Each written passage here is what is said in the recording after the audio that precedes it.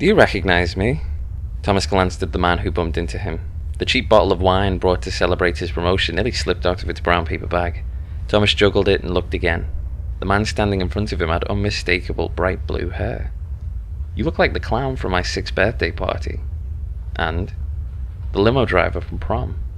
Bingo. You haven't changed a bit, said Thomas. No, I haven't, and I'll tell you why.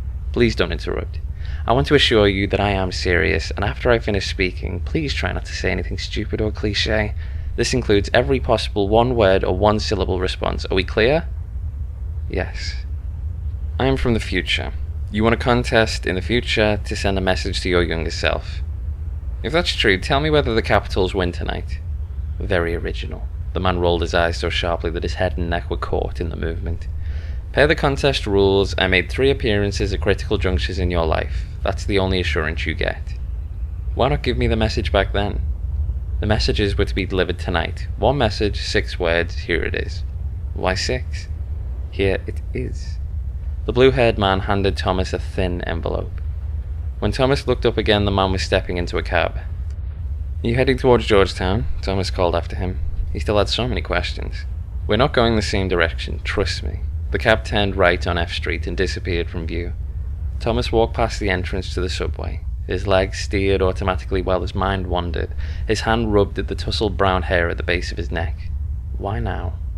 Why when he could have brought stock in Apple? Why not when he was broke, sitting on the floor, crying into the mattress he called a bed? If he had gotten this letter then, would he be here now? No way. Why now? Maybe save someone he loves, stop a robbery, an investment so he could afford an operation for their daughter. Lucinda had so many ear infections. Maybe the note was meant to prepare him for the worst. Their insurance sucked. Even with the promotion, they were still going to have a hard time making ends meet. On the threshold of his apartment, Thomas opened the message. He slipped a crisp, white card out of the envelope. The handwriting was definitely his.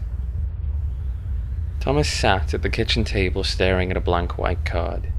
He rubbed at the tousled grey hair at the base of his neck. Having won the contest, he still didn't know what to write. His wife, Deirdre, had long since given up offering suggestions and had gone to bed. Thomas set down the pen and let his hand roam over the rough wood. There were the marks where Lucinda had traced delicate flowers in permanent ink. His wife's efforts to remove the decorations only drew more attention to them. Her frantic scrubbing had removed more varnish than ink, leaving a light halo around each petal. They were asleep, his wife and Lucinda. Grown up, yet still sharing a room with their 2 younger siblings.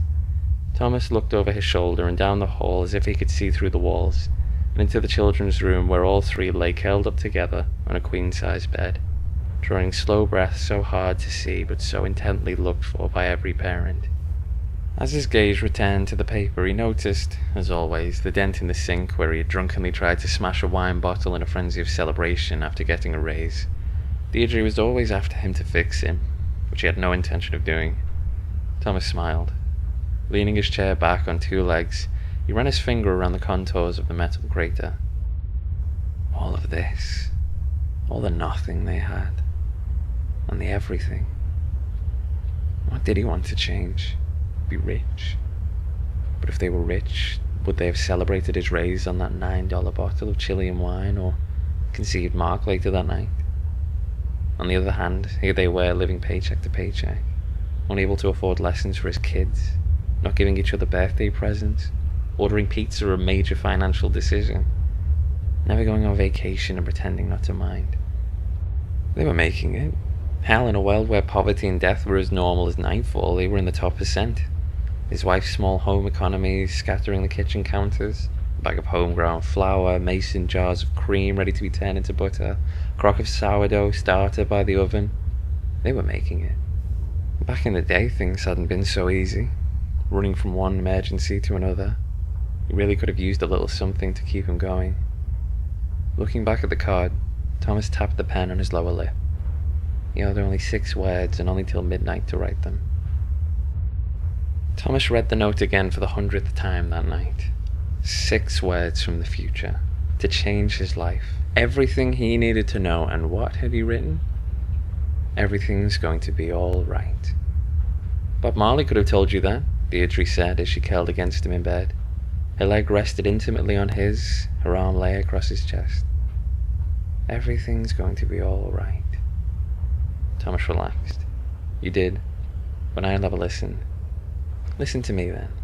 Her nose nuzzled his neck. What's that? Fix the sink tomorrow, okay? I'll get right on it.